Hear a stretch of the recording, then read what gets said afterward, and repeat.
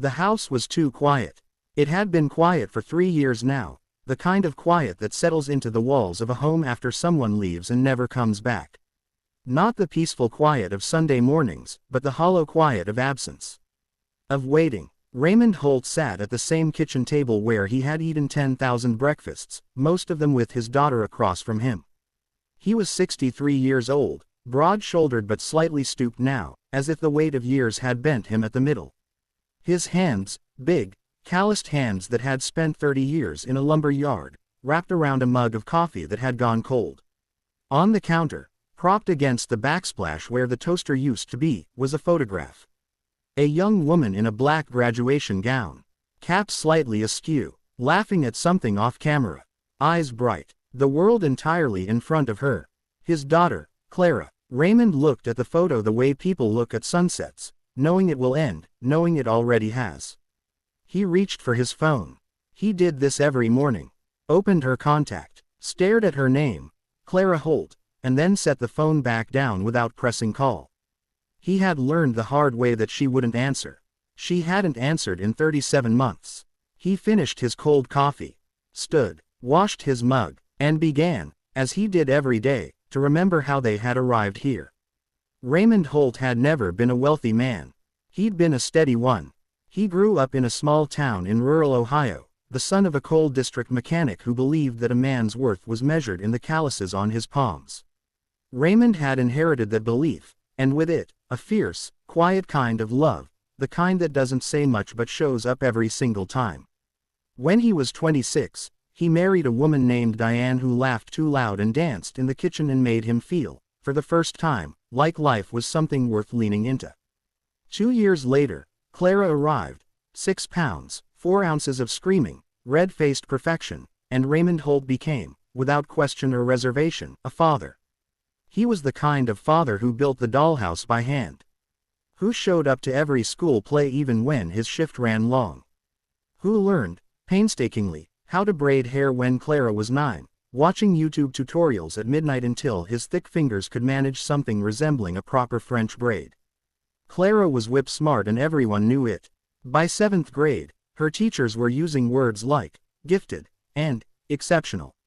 By high school, she was talking about pre-med, about becoming a doctor, about saving lives. You are going to be remarkable, Raymond told her one evening, watching her study at the kitchen table. You already are, Dad, she said, not looking up. You have to say that. I don't have to say anything, he replied. But I do anyway. She smiled at that sideways, reluctant smile that was entirely her mother's, and Raymond felt a fullness in his chest that he wouldn't have known how to name. Diane died when Clara was 16. A brain aneurysm. No warning. No goodbye. One Tuesday morning she was there, and by Tuesday evening she was not. Raymond did not fall apart. He could not afford to. Clara needed someone standing, so he stood. He grieved in the small hours. 2 a.m., alone in the driveway sometimes, just sitting in his truck with the engine off, letting himself feel it where no one could see. But by morning, he was always upright, always present. Clara buried her grief in her studies. She graduated top of her class. She got into a good university 3 states away. And when the financial aid letter arrived and the numbers didn't add up, not even close, Raymond Holt made a decision he never once regretted, even later, when he perhaps should have. Clara's tuition was $42,000 a year. Financial aid covered less than a third. The university offered a small scholarship. The rest, roughly $28,000 per year, was a number that looked, to Raymond, like a mountain he had no business climbing. He climbed it anyway. He took a second job driving a delivery truck on weekends. He sold the small parcel of land his father had left him, land he had privately imagined building a cabin on one day, where he might go fishing and grow old quietly. He cashed out a portion of his retirement savings, absorbing the penalty with a grimace and a signature. He didn't tell Clara the full extent of it. He told her that things were manageable. When she called worried about money, he told her to focus on her studies. When she asked about selling the land, he said it was the right time. He lived on less, ate simpler, let the house need repairs it didn't get. The gutters sagged, the driveway cracked. He drove the same truck for 14 years and replaced the transmission twice rather than buy something new. For 4 years, he paid. He paid without complaint, without keeping score, without ever once making Clara feel like a burden. Because she wasn't. She was the point of everything. When Clara graduated, when he watched her walk across that stage in her gown, her name called clearly into a full auditorium, Raymond Holt stood and clapped until his palms stung. The woman beside him, a stranger, asked if that was his daughter. "Yes," he said, voice thick. "That's my daughter. You must be very proud." "That's not quite the word," he said. But he couldn't find a better one. Clara hugged him afterward, laughing, a little teary. She smelled like the same shampoo she'd used since high school, and for a moment Raymond was standing in a very small kitchen, teaching a very small girl how to carry numbers in long addition. "I couldn't have done this without you, Dad," she said into his shoulder. "You did the hard part," he said. "I just held the door." He meant it, and for a time, everything was good. His name was Donovan Ellis. Clara met him during her residency. He was an attending physician, 10 years her senior, charming, well-traveled, with an easy confidence that Clara had always secretly admired in people and never quite trusted in herself. He wore good shoes and said the right things and made Clara feel, she would later describe it, like she had finally stepped into the version of her life she had been working toward. Raymond met Donovan once, at a dinner Clara arranged when she came home for Thanksgiving, the last Thanksgiving she came home for. Donovan was polite, attentive, asked Raymond questions about the lumber yard with what seemed like genuine interest. Raymond noticed that he answered his own questions before Raymond finished answering them. He noticed that when Donovan spoke to Clara, his eyes occasionally drifted to see who else was in the room.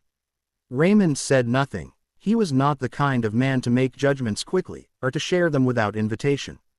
But he noticed. Over the following months, the calls from Clara grew shorter. The visits stopped. She was busy. Raymond understood that. Residency was brutal. He didn't push. He sent cards on her birthday and at Christmas. He texted brief, warm messages that she often responded to hours later with a single emoji or a brief, "Thanks, Dad, swamped here." Then Donovan's family entered the picture. The Ellises were old money Charleston. They had opinions, not loudly stated, but clearly felt, about the kind of background one brought into the family. They were gracious to Clara in the way that people are gracious when they are also, quietly, assessing. And slowly, subtly, Clara began to shift. She stopped mentioning Raymond in conversations with Donovan's circle. When asked about her family, she described her mother, which was true and tender, but left her father a vague outline. A lumber yard worker from Ohio. It didn't fit the image she was building. She told herself it wasn't erasure. It was just simplification, just the necessary art of becoming someone new. She was wrong, but she wouldn't know that yet. Raymond found out the way people always find out things that were never meant for them. A mutual acquaintance, a woman named Barbara who had worked at the hospital where Clara did her residency and who knew Raymond from years back through a church connection, mentioned in passing that she had attended a dinner party at a lovely home. Clara's home, as it turned out. Clara and Donovan's home. "She has such a beautiful life," Barbara said, cheerfully, over the phone. She was telling everyone about her parents. Well, her mother, God rest her. She seemed a little vague about her father. "I almost mentioned I knew you, but I didn't want to put her on the spot." Raymond said thank you and ended the call. He stood in his hallway for a long time. Then he sat down on the bottom stair, the one that had always creaked, the one Clara used to skip on her way to the kitchen for midnight snacks as a teenager, and he placed his hands on his knees and stared at the opposite wall. He thought about the land he sold, about the retirement account, about 14 years in the same truck and the gutters that still sagged and the 2-day-old bread he bought because it was cheaper and the Saturday deliveries he drove through ice storms and the Tuesday nights he'd sat alone at that kitchen table looking at her graduation photo, feeling proud enough to burst. He did not cry. He was the sort of man who rationed his tears for things he couldn't understand, and he understood this. Not the why of it. He wasn't sure he'd ever understand that, but the fact of it. The cold, certain fact. She was ashamed of him. Please subscribe if you are enjoying this story. He called her the next morning. She picked up, which surprised him. He asked, directly but gently, whether she was well. She said yes. He asked whether she ever intended to visit. She said she'd been meaning to. He asked, finally, whether there was something about their relationship, about him, that made things difficult for her now. There was a long pause. Dad, that's not fair. I'm not trying to be unfair. I'm asking. Things are just complicated right now. Donovan's family is very. Clara, what? I don't need to be introduced to anyone. I don't need a dinner party or a visit to a fancy home. I need to know that when someone asks about your family, you don't pretend I don't exist. Another pause. Longer. I think, she said slowly, that you're making this into something it isn't. He knew then that the conversation was over, not this one, but many of the ones they hadn't had yet. All right, he said. I love you, Clara. She said, take care, Dad. And hung up. After that, she stopped answering altogether. Raymond began writing letters. He was not a particularly literary man. He had never kept a journal, never written anything longer than a birthday card.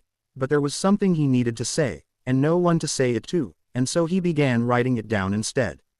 He wrote about her childhood. About the time she was 7 and convinced him to build a cardboard castle in the living room and then refused to dismantle it for 3 weeks. About her first day of high school, how she had stood at the door in a new outfit and asked, with more vulnerability than she usually showed, whether she looked okay. He had told her she looked wonderful. Because she had. He wrote about Diane. About how Clara had her mother's hands, the same long fingers, the same habit of gesturing when she talked. About how sometimes, watching Clara as a teenager, he had felt Diane's presence so strongly it was almost unbearable. He wrote about the land he'd sold. Not to make her feel guilty, he was careful about that, but because it felt important to say it somewhere. Not for credit, just for the record. I don't tell you this so you'll feel you owe me anything, he wrote in one letter. I tell you because I want you to know that you were never, for a single moment, a burden to me. You were the reason I got up in the morning. You still are, even now. He never sent the letters. He put them in the drawer of his nightstand in a bundle held together with a rubber band, and he left them there. He kept living, quietly, steadily, the way he always had. He didn't know, then, that the letters would matter. That the time would come when they would matter enormously. 3 years after Raymond's last real conversation with Clara, the world she had built came apart. It happened the way such things often do, not in one catastrophic moment but in a slow cascade. A discovery, a confrontation, a reckoning. Donovan, as it turned out, had been seeing someone else. Not briefly, not carelessly, but for 2 years, a colleague, someone Clara knew, someone she had once considered a friend. The affair came to light through the kind of banal, careless digital trail that people leave when they believe they are untouchable. A forgotten logged-in account. An unlocked phone. The marriage, they had married 18 months earlier, in a wedding Raymond was not invited to, was over by that weekend. Clara sat in their apartment. His apartment, she now realized, that she had been living in, and looked around at the life she had curated so carefully. The carefully chosen art, the expensive dishes, the circle of friends who were, she now understood, more his than hers. The professional contacts who would navigate this situation with careful social calculation. Her phone was full of messages. Friends reaching out, colleagues checking in, Donovan's mother, of all people, expressing something that managed to be simultaneously sympathetic and subtly accusatory. She scrolled to the top of her contacts. She stopped at the H's. And for the first time in 3 years, she looked at her father's name. She thought about calling. She hovered over his name for a long moment, long enough that the screen dimmed. She locked the phone and set it face down on the floor beside her. She was not ready. She didn't know what she would say. She wasn't sure she deserved to say anything. The night passed, and in the morning, she made a decision. She drove 12 hours from her apartment to the small Ohio town where she had grown up. She stopped once for gas and coffee, ate a granola bar, kept moving. She didn't put on music. She needed the quiet. Not the hollow quiet of her father's house, but the active quiet of thinking. She thought about the person she had become. She replayed moments she had not allowed herself to revisit. The Thanksgiving dinner where she had sat watching Donovan's family and felt, for the first time, embarrassed by her father's worn jacket. The dinner party where someone had asked about her background and she had said, lightly, "I grew up in the Midwest, pretty unremarkable," and moved the conversation along. The birthday calls she had let go to voicemail and returned 3 days late. She thought about what she had told herself, that she was just adapting. That it wasn't disownment, it was distance. That her father was fine, he was always fine, he was the most enduring person she had ever known. She had used his steadiness as permission to be careless. She thought about the last real thing he had said to her, 3 years ago, on the phone. "I love you, Clara." And she had said, "Take care, Dad," and hung up. She pulled off the highway onto the county road she had driven 1,000 times before. Past the grain elevator, past the high school, past the Lutheran church where her mother's funeral had been held. She turned onto Millbrook Road. Pulled into the driveway. The gutters were still sagging. The light in the kitchen was on. She knocked. She heard movement inside. The familiar rhythm of him, the specific cadence of his footsteps on the kitchen floor, the pause near the door. She wondered if he'd look through the window first. She stood very still, as if sudden movement might disturb something fragile. The door opened. Raymond Holt stood in the doorway in the flannel shirt she recognized from a decade ago, the same one with the frayed left cuff. He looked older, thinner in the face, though still broad across the shoulders. His hair had gone fully gray. He looked at her. She had rehearsed something. In the car, through 3 states and 12 hours of highway, she had assembled sentences, careful, considered sentences that acknowledged what she had done and asked for something she wasn't sure she had the right to ask for. She had the words ready. She opened her mouth and none of them came. "Dad," she said. Just that. Just his name for her name for him. Raymond said nothing for a long moment. His face was very still, the way it went when he was working something out. Then he opened the door wider and stepped back. "You hungry?" he said. "I've got soup on." She walked in. The house smelled like it always had. Coffee and wood smoke and something faintly metallic that she had never been able to identify and had always found inexplicably comforting. The kitchen was the same except for the calendar on the wall, which was new. The table was the same. The chairs were the same. The graduation photo was still on the counter. She sat down. He ladled soup into 2 bowls without asking. Set crackers between them. Sat down across from her. For a while, neither of them said anything. They ate. Outside, the crickets started up. The kitchen light hummed softly. Then Clara put down her spoon and looked at her father and said, quietly and without deflection, the truest thing she had said in years. "I'm sorry, Dad. I'm so sorry. I don't know if there's a way to explain what I did to you. I'm not sure I understand it myself. But I was wrong. I was wrong about what mattered, and I was wrong about what I owed you, and I used the fact that you're the strongest person I know as an excuse to treat you like you didn't need anything from me." Raymond looked at her for a long moment. "I know," he said. Not coldly. Just honestly. "Are you angry?" "I was," he said. "For a while. And now." He was quiet. Outside, a car passed on the road. The kitchen light kept humming. "Now I'm just glad you're here," he said. "Eat your soup." He showed her the drawer the next morning. He didn't make a production of it.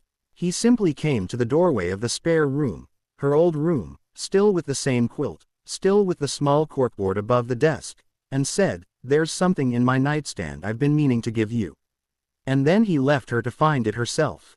Clara opened the drawer, found the bundle, slid the rubber band off. She read every letter. It took her most of the morning. She had to stop several times. The letters were written in her father's careful, slightly oversized handwriting, the handwriting of a man who had not written much but took it seriously when he did. They were not dramatic. They were not accusatory. They were simply true. Small moments, remembered with precision. Love expressed with the same quiet steadiness that had characterized his entire approach to fatherhood.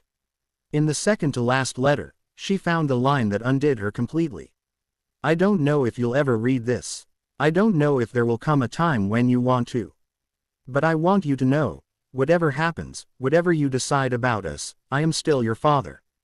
I am still proud of you. That doesn't depend on whether you call or come home or introduce me to anyone. It just is. The way rain just is." She sat on the edge of the bed and held the letter and cried in the way she hadn't let herself cry in years, fully, without management, without presentation. When she came downstairs, he was in the kitchen doing the dishes. She stood in the doorway. "You never sent them," she said. He glanced back. "No, why not?" He considered this. "Because I didn't write them for you," he said, finally. "I wrote them for me. To stay clear about what I knew to be true." "And what's that?" "That I love you," he said, simply. "That I always will. That you being gone doesn't change that." She crossed the kitchen and hugged him from behind, the way she had when she was small and he was washing dishes and she wanted his attention. He dried his hands on the dish towel and put them over hers. They stood like that for a long time. She stayed for 2 weeks. She didn't have a plan. She had nowhere pressing to be. She had taken emergency leave from the hospital. Her apartment lease was up at the end of the month. Her life in the city was in the process of being sorted out by lawyers and movers and the slow machinery of uncoupling. So she stayed. They developed a rhythm. Morning coffee on the porch. Raymond drove her past the lumber yard, where he'd worked for 30 years and which had been bought out and repurposed as a fitness center. He told the story without bitterness, just a sort of mild amusement. They visited her mother's grave together, something Clara hadn't done since the funeral. They fixed the gutters. Raymond on the ladder, Clara handing up sections of new aluminum, both of them slightly out of their depth and managing anyway. In the evenings, they talked. Not about the past. Not directly, not yet, but around it, carefully, the way you work around a healing wound. They talked about her work, about cases she found meaningful, about what she actually loved about medicine as opposed to what she'd used medicine to accomplish. They talked about what he did now that he was mostly retired, some part-time consulting, some woodworking, a lot of reading. "I've become a reader in my old age," he told her, and she laughed because he had always said reading was sitting down work, and seemed faintly suspicious of it. "What changed?" she asked. "Time," he said, "and quiet. Quiet changes a person." She thought about the 3 years of quiet she had given him. Unasked for, unreturned. "I'm going to do better," she said one evening. "I know," he said. "I mean it. I know that too," he said. He looked at her steadily. "I'm not waiting for an apology campaign, Clara. You came home. That was the thing. The rest is just time. There is a particular kind of love that doesn't announce itself. It doesn't post about itself or seek recognition. It doesn't build monuments to its own sacrifice. It simply shows up, in packed lunches and midnight tutorials and sold-off parcels of land and cold coffee and letters written to no one, placed in a drawer, waiting." Raymond Holt had that kind of love. It was not a dramatic love. It was not a love that expected reward. It was the deepest kind, the kind that holds its shape even after it's been left out in the cold for a while. Clara, in time, would come to understand. Something that we perhaps learn only through loss and return, that the people who stay are never the ones we have to impress. The performance is for the people who conditionally grant us their presence. The people who stay are there regardless. Weathering it, quiet, faithful, she had spent years performing for an audience that clapped for a while and then vanished. Her father had never been in that audience. He had always been backstage, the one who handed her the glass of water before she went on, who was there when she came off. Some people love you for what you're becoming. Raymond Holt had always loved her for what she already was. And the grace of the story, if there is grace to be found in it, and there is that she came back. That she drove 12 hours and knocked on a door and sat down at a kitchen table and let herself be fed soup. That he opened the door. That he said, simply, "You hungry?" That the light in the kitchen was on. Please subscribe to this channel if this story has taught you something.